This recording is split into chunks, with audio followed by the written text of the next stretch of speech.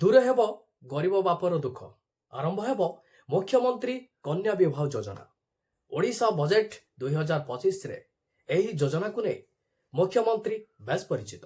तो चलतु एही योजना रे को माने शामिल हेबे को माने लाभान्वित हेबे तो यार संपूर्ण तथ्य ए वीडियो माध्यम रे आपण जानिबा को पाइबे। ता पूर्व मु आपण मानु कहबी चैनल जदि नुआ करी आपण वीडियो टी को देखुछंती वीडियो को लाइक करी चैनल को सब्सक्राइब करी पाखर थिबा बेल आइकन को क्लिक कर दियंतु। जदि आपण फेसबुक रे देखुछंती हालो प्रोफाइल को निश्चय फॉलो कर देबे।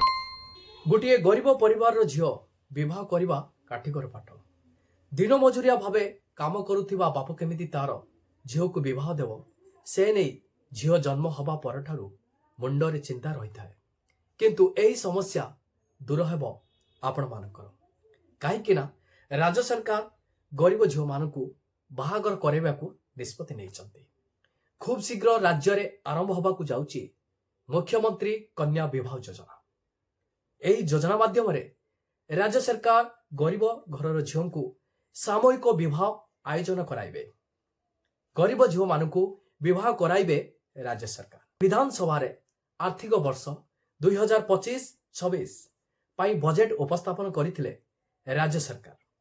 बजेट रे महिला सशक्तिकरण को गुरुत्व दिया जाइछि। नुआ योजना मुख्यमंत्री कन्या विवाह योजना आरंभ होबा नै घोषणा करिसंती मुख्यमंत्री। यह द्वारा राज्य सरकार सामूहिक विवाह आयोजन कराइबे। एथिपाई 12 कोटी व्यवहार होइछि। फलरे जो गरीब घर झियो मानक विवाह बिना समस्या होउथला सरकार विवाह पाई समस्त खर्च बहन करिवे आजिका डेट रे जहा मुख्यमंत्री कन्या विवाह योजना माध्यम रे जड़े गरीब बापटे तार झियो को सुरखुर भाव में व्यवहार आयोजन करि परिबो। तो यह थिला आपण मानको पाई सरकार को तरफ नुआ अपडेट। एही मुख्यमंत्री कन्या विवाह योजना केबेठारु कार्यकारी होबो ओडिसा रे यार संपूर्ण तथ्य जानिबाकू हेले आपण एही चैनल को सब्सक्राइब करी पाखरे थिबा बेल आइकन को क्लिक कर दियंतु जहा फल रे सरकार को तरफ नुआ अपडेट आपण जानिबाकू पाइबे।